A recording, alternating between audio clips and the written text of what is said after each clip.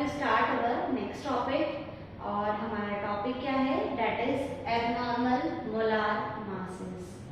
Abnormal molar masses क्या होते हैं, क्यों हम लोग इनके लिए डिफरेंट फार्मूला यूज करने वाले हैं, वो सब कुछ हमको इस टॉपिक में समझना है। ओके, देखो बच्चों, अभी तक जो क्वालिटेटिव प्रॉपर्टी आपने पढ़ी, कौन कौन सी qualitative property, relative lowering of vapour pressure, osmotic pressure, depression in freezing point and elevation in boiling point, ये चार क्वालिटेटिव प्रॉपर्टी पढ़ी। लेकिन मैं आपको बता दूं, ये चारों क्वालिटेटिव प्रॉपर्टीज आपने जो पढ़ी है वो पढ़ी है आइडियल सॉल्यूशंस में या नॉन इलेक्ट्रोलाइट में। आइडियल सॉल्यूशंस या नॉन इलेक्ट्रोलाइट मतलब आइडियल सॉल्यूशंस ऐसे सॉल्यूशंस है जो बहुत ज्यादा अमाउंट में डाइल्यूटेड है। डाइल्यूटेड है मतलब उसमें क्या रहता है, सल्यूट और सल्यूट के बीच में कोई इंटरेक्शन नहीं है, ना तो कोई फोर्स ऑफ अट्रैक्शन है ना ही कोई फोर्स ऑफ रिपल्शन है। That is the case of ideal solution. Okay, ideal solutions क्या होते हैं, ये सब कुछ हमको ये टॉपिक अच्छे से समझना ही है, बट मैं आपको बता रही हूँ कि अभी तक जो सारी क्वालिटेटिव प्रॉपर्टीज पढ़ी थी हम लोगों ने, वो पढ़ी थी आइडियल सॉल्यूशंस के केस में, जहाँ पर नॉन इलेक्ट्रोलाइट जनरली यूज हो रहे हैं, जहाँ पर सोल्यूशन आपका बहुत डाइल्यूट है, जहाँ पर सल्यूट सल्यूट के बीच में कोई इंटरेक्शन नहीं है, मतलब कोई फोर्स ऑफ अट्रैक्शन नहीं है, कोई फोर्स ऑफ रिपल्शन नहीं है। बट अगर आपका सल्यूट जो है उसमें कोई फोर्स ऑफ अट्रैक्शन आ गया, अगर आपका सल्यूट कोई इलेक्ट्रोलाइट है, जैसे NaCl हो गया, जैसे KCl हो गया, जैसे बेंजोइक एसिड हो गया, जैसे एसिटिक एसिड हो गया, like that. Okay, second thing, आपका सोल्यूशन बहुत डाइल्यूट नहीं है, तो आपके सोल्यूशन में क्या होगा, सल्यूट सल्यूट इंटरेक्शन होगा, मतलब या तो सल्यूट सल्यूट के बीच में फोर्स ऑफ अट्रैक्शन होगा या सल्यूट सल्यूट के बीच में फोर्स ऑफ रिपल्शन आएगा, है ना। तो उसकी वजह से क्या होता है बच्चों, या तो हमारे सल्यूट पार्टिकल एसोसिएट हो जाते हैं, अट्रैक्शन की वजह से एसोसिएट जुड़ जाते हैं, या फिर रिपल्शन की वजह से वो दूर दूर हो जाते हैं, और रिपल्शन फोर्स और रिपल्शन की वजह से जब वो दूर दूर होंगे तब आपके सल्यूट डिसोसिएट भी हो सकते हैं। ओके, तो जब आपके सल्यूट पार्टिकल एसोसिएशन में चले जाएं, जुड़ जाएं, या डिसोसिएशन में चले जाएं, टूट जाएं, तब आपके मोलार मास पर क्या इफेक्ट आने वाला है, वो सब कुछ हम लोग इस टॉपिक में देखते हैं। Okay, abnormal molar masses. Abnormal molar masses, अगर जैसे हम लोग बात करें कि एग्जाम्पल हम लोग यहाँ पे ले लेते हैं, सिंपल सा एग्जाम्पल है हमारा बेंजोइक एसिटिक एसिड या बेंजोइक एसिड, चलिए एसिटिक एसिड ले लेते हैं, CH3COH।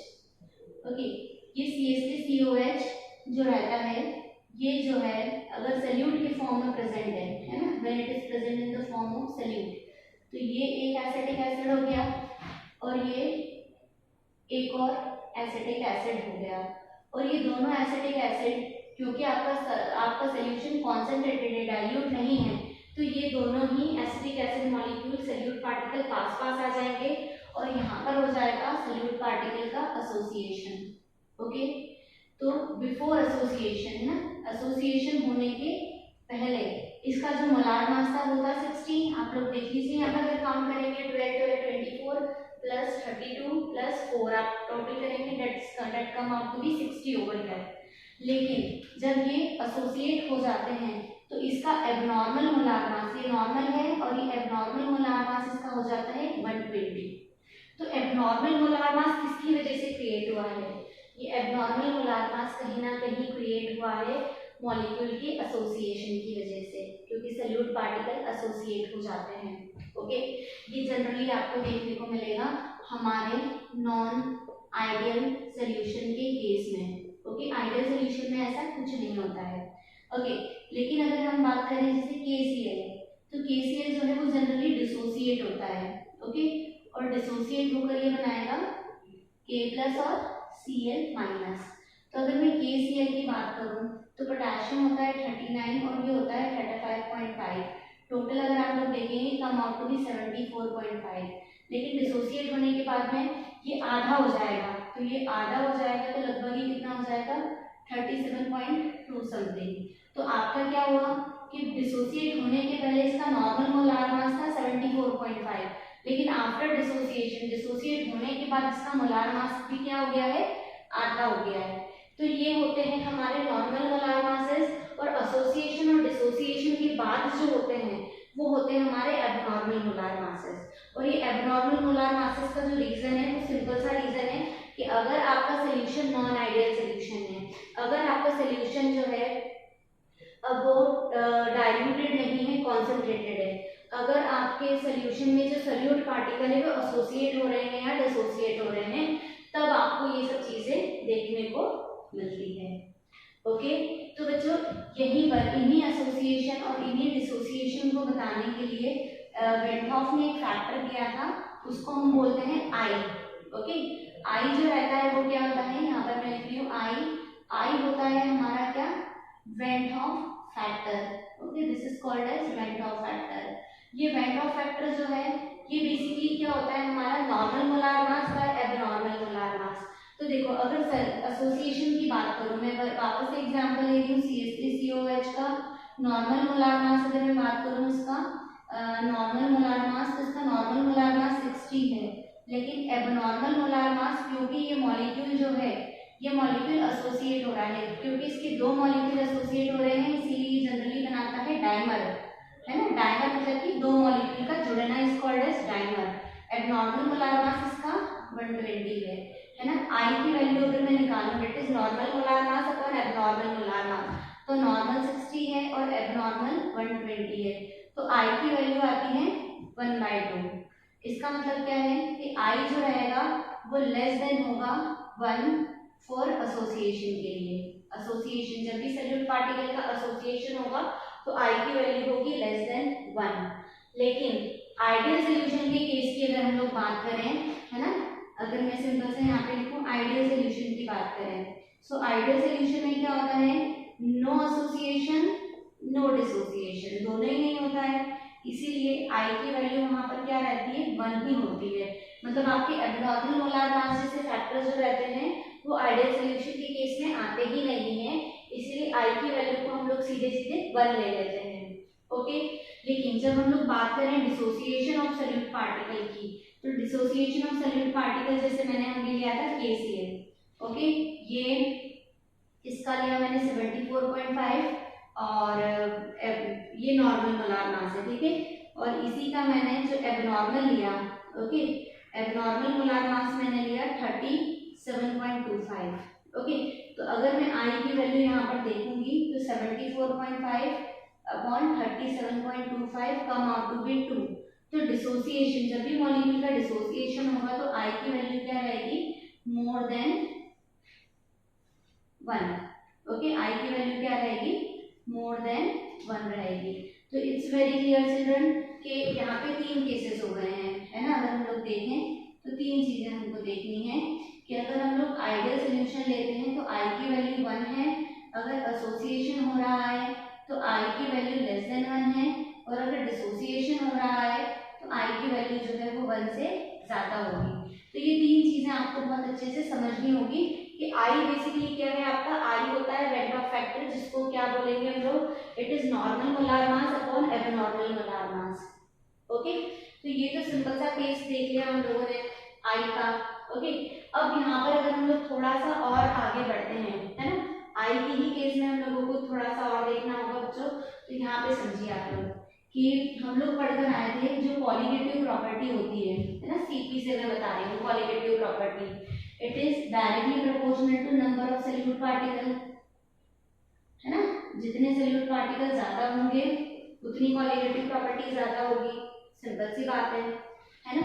लेकिन एसोसिएशन जब होता है मॉलिक्यूल का ना, जब एसोसिएशन होता है तब एसोसिएशन में आपके क्या होते हैं, नंबर ऑफ सोल्यूट पार्टिकल कम हो जाते हैं और मोलार मास जो है वो बढ़ जाता है।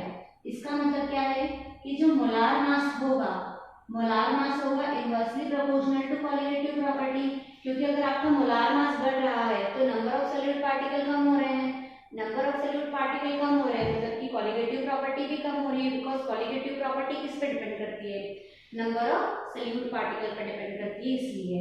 ओके, तो इसका क्या मतलब है कि अगर मोलार मास आपका बढ़ता है, सिंपल सी बात है कि यहाँ पे हम लोग ले सकते हैं कि मोलार मास अगर बढ़ता है तो नंबर ऑफ पार्टिकल क्या होते हैं, कम होते हैं। देखो आप अगर एसोसिएशन की बात करूं, मैं एसिटिक एसिड की बात करूं, तो एसिटिक एसिड का जो नॉर्मल मोलार मास था 60 था, लेकिन एसोसिएशन के बाद उसका मोलार मास 120 हो गया। लेकिन नंबर ऑफ पार्टिकल पहले 1 थे, है ना, यहाँ पे सॉरी नंबर ऑफ पार्टिकल पहले 2 थे, ये दोनों डायनर बनके इन्होंने क्या बना दिया है, एबनॉर्मल, जुड़ गए हैं, तो नंबर ऑफ सॉल्यूट पार्टिकल कम हो गए। तो एसोसिएशन में दो चीजें हुई हैं, मोलार मास बढ़ा है और नंबर ऑफ पार्टिकल्स कम हुए हैं। नंबर ऑफ पार्टिकल्स क्योंकि कम हुए हैं इसीलिए क्वालिटेटिव प्रॉपर्टी भी ऑटोमेटिकली कम हो जाएगी। इसका मतलब है सिंपल सा कि मोलार मास बढ़ता है तो नंबर ऑफ पार्टिकल्स कम होते हैं और क्वालिटेटिव प्रॉपर्टी भी कम होती है। इसका मतलब जो मोलार मास है that is inversely proportional to qualitative property. तो अगर मैं आई की वैल्यू लिखती हूँ normal molar mass upon abnormal molar mass, normal molar mass को आप कैलकुलेटेड मोलार मास बोल सकते हो, एबनॉर्मल को ऑब्जर्व्ड बोलते हैं। ओके, सिमिलरली आप लोग अगर क्वालिटेटिव प्रॉपर्टी के टर्म में लिखना चाहें तो आप लोग लिखोगे observed qualitative property upon normal qualitative property.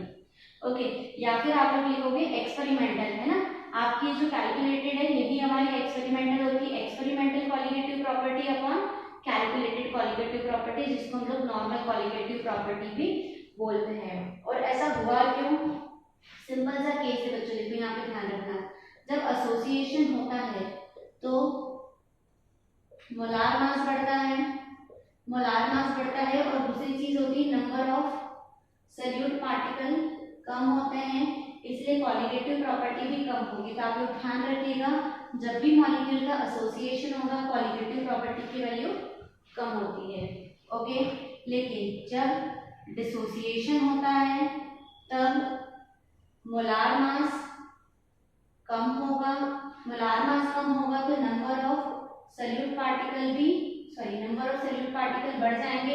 जैसे KCl है, KCl टूटा तो K प्लस Cl माइनस दिया, तो पहले एक ही पार्टिकल था लेकिन टूट के वो 2 पार्टिकल में चेंज हुआ, तो क्योंकि डिसोसिएशन में मोलार मास कम हुआ, नंबर ऑफ सॉल्यूट पार्टिकल बढ़े, इसलिए क्वालिटेटिव प्रॉपर्टी भी बढ़ती है। तो आपको जो ध्यान रखना है वो क्या है कि डिसोसिएशन में क्वालिटेटिव प्रॉपर्टी आपकी हमेशा बढ़ती है। ओके, तो इसका मतलब क्या है कि अगर हम लोग बात कर रहे हैं इलेक्ट्रोलाइट के लिए या फिर हम लोग बात कर रहे हैं इसके लिए नॉन आइडियल सॉल्यूशन के लिए, तो आपके जो फॉर्मूले हैं, है ना, आपके जो फॉर्मूले हम लोग क्वालिटेटिव प्रॉपर्टी के लगा रहे हैं वो अप्लाई नहीं होंगे। क्यों अप्लाई नहीं होंगे, क्योंकि उसमें कहीं ना कहीं आपने इस वेंट ऑफ फैक्टर को ऐड नहीं किया है। तो वेंट ऑफ फैक्टर ने सारी क्वालिटेटिव प्रॉपर्टी को हमारी नॉर्मल क्वालिटेटिव प्रॉपर्टी से मैच करने के लिए आई फैक्टर को इंक्लूड करा, तो जिसकी वजह से आपके जो 4 फॉर्मूले हैं, कौन कौन से फॉर्मूले हैं आपके, del P upon P not equals to n b upon n है पहला ये, या फिर हम लोग लिख सकते हैं एक्स बी, ये पहला फॉर्मूला है। दूसरा है del T b equals to K b into m, तीसरा है del T f equals to K f into m, और चौथा है pi equals to C R T. तो ये जो 4 फॉर्मूले हैं बच्चों, ये चारों तो आइडियल सॉल्यूशंस के लिए अप्लाई होते हैं, लेकिन नॉन आइडियल सॉल्यूशंस के लिए आपको ये वेंट ऑफ फैक्टर जो आई होता है इसको इंक्लूड करना बहुत ज़्यादा ज़रूरी है। तो जिससे आपके जो फॉर्मूले हैं वो फॉर्मूले क्या बने हैं, फॉर्मूले थोड़े रिवाइज हुए और फॉर्मूले हमारे बने हैं। पहला फॉर्मूला बना है del P upon P not equals to i into x b, i into x b, del T b equals to i into k b into m, del T f equals to i into k f into m, और pi equals to i c R T. तो ये चारों के चारों फॉर्मूले हमारे revise हो गए हैं और रिवाइज होकर ये न्यू फॉर्मूले बन गए हैं जिसमें हम लोगों ने वेंट ऑफ फैक्टर को इंक्लूड करा है।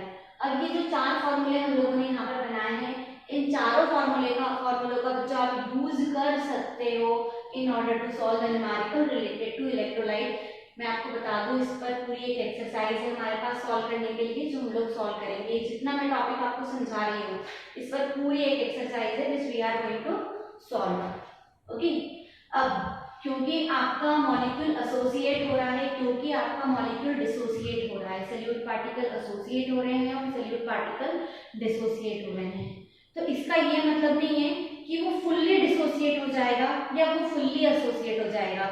सपोज करो आपने 1 मोलार सॉल्यूट पार्टिकल लिए, वो सारे के सारे एसोसिएट हो गए। आपने 1 मोलार सॉल्यूट पार्टिकल लिए, वो सारे के सारे डिसोसिएट हो गए। ऐसा नहीं होता है बच्चों। यहाँ पर कुछ अमाउंट उसका एसोसिएट होता है, कुछ ही अमाउंट उसका डिसोसिएट होता है। तो टोटल में से कितना अमाउंट एसोसिएट हुआ, टोटल में से कितना अमाउंट डिसोसिएट हुआ, वो हमारा कहलाता है डिग्री ऑफ एसोसिएशन और डिग्री ऑफ डिसोसिएशन, जिसको हम लोग अल्फा से डिनोट करते हैं। तो अगला जो हमारा टॉपिक आता है वो है calculation of degree of association और डिसोसिएशन। पहले हम लोग देखेंगे डिग्री ऑफ डिसोसिएशन, अल्फा से हम लोग इसको डिनोट करेंगे। तो अल्फा क्या है, number of moles dissociated by total number of moles taken. Okay बच्चों, इसके लिए ना मैं आपको ये पूरा डराइव हमको मतलब नहीं है, हमको सिर्फ फॉर्मूले से मतलब है। तो मेरे हिसाब से ज्यादा अच्छा रहेगा अगर आप ये फॉर्मूला याद रखें तो। ओके ये है आपका i-1 upon n-1, very simple formula. i-1 upon n-1 मैं आपको बता देती हूँ बच्चों, यहाँ पर है i आपका went of factor. Okay i went of factor है, और n जो है आपका n स्मॉल n जो है ये क्या है बच्चों, देखो इसको बहुत ध्यान से समझना। स्मॉल n, आप जो चीज ध्यान रखने वाले हो वो क्या है, डिसोसिएशन। डिसोसिएशन के पहले, डिसोसिएशन में डिसोसिएशन होने के पहले सॉल्यूट पार्टिकल्स कम होंगे और डिसोसिएशन होने के बाद सॉल्यूट पार्टिकल्स ज्यादा होंगे। जिससे मैं एक एग्जांपल देती हूँ आपको कि मेरे पास है CaCl2, तो ये CaCl2 टूटा किसमें, Ca+2 और 2Cl-। तो ये n क्या होगा आपका, ये n की वैल्यू होगी 3, क्योंकि डिसोसिएशन के बाद में आपके पार्टिकल्स बढ़ गए हैं। अगर ये KCl है तो ये टूटा है K+ और Cl- में, तो ये n होगा 2। ओके तो आपको डिसोसिएशन में जो n की वैल्यू लेनी है वो कौन सी है, आप हमेशा एक चीज ध्यान रखिए कि n की वैल्यू हमेशा कौन सी लोगे, जिसमें ज्यादा नंबर हो। अब सिंपल सी बात है कि अगर मॉलिक्यूल डिसोसिएट हो रहे हैं तो टूटने के बाद नंबर्स बढ़ेंगे। क्या होगा, टूटने के बाद नंबर्स बढ़ेंगे। तो टूटने के बाद कितने नंबर हो रहे हैं वो हो जाता है हमारा क्या, n। तो यहाँ पे जैसे CaCl2 था तो Ca+2 2Cl-, तो 1 Ca 2 Cl, n की वैल्यू 3। KCl 1 K और 1 Cl, टोटल 2। तो हमेशा यहाँ पे ध्यान रखिए कि डिसोसिएशन में हमेशा आपको क्या लेना है, जो बाद वाली वैल्यू होती है, कितने सॉल्यूट पार्टिकल टूट गए वो। ओके लेकिन जब हम लोग बात एसोसिएशन की करते हैं तो देखो एसोसिएशन में हम लोगों ने सिर्फ ये फॉर्मूला थोड़ा सा चेंज किया है, बाकी कुछ भी नहीं है। Alpha equals to i-1 n upon n-1। अच्छा यहाँ पर एक और चीज हमको ध्यान रखनी है कि ये जो i होता है, i क्या होता है, calculated molar mass upon observed molar mass. तो ये i की वैल्यू मैंने रख दी है mc/mo। ये वैल्यू मैंने जब यहाँ पे रखूंगी तो देखो बच्चों ये mc/mo है ना, एलसीएम हम लोग लेंगे तो ये हो जाएगा mc/mo, mc minus mo divided by mo minus mo multiplied by n-1। तो ये हमारे दोनों फॉर्मूले रेडी हो जाते हैं। ओके ये फॉर्मूले हमको यूज करने हैं, लेकिन जब एसोसिएशन होता है तो फॉर्मूला हमारा अगेन चेंज है, दिस टू फॉर्मूले वी हैव टू यूज। अब यहाँ पर भी आप लोग समझेंगे बच्चों कि यहाँ पर भी i तो क्या है हमारा, वेंट ऑफ फैक्टर है ना, i is also, i again is your went of factor. और यहाँ पे n क्या है, यहाँ पर क्या था, कितने मॉलिक्यूल डिसोसिएट हुए, मतलब कितना डिसोसिएशन के बाद कितना बना। अब जैसे यहाँ पर एग्जांपल लेती हूँ मैं 2CH3COOH, तो ये हो जाएगा हमारा CH3COOH होल ट्वाइस। मतलब पहले एसोसिएशन होने के पहले 2 थे और एसोसिएशन होने के बाद टोटल मिलकर 1 हो गए हैं, तो n की वैल्यू हमेशा इसमें 2 होगी।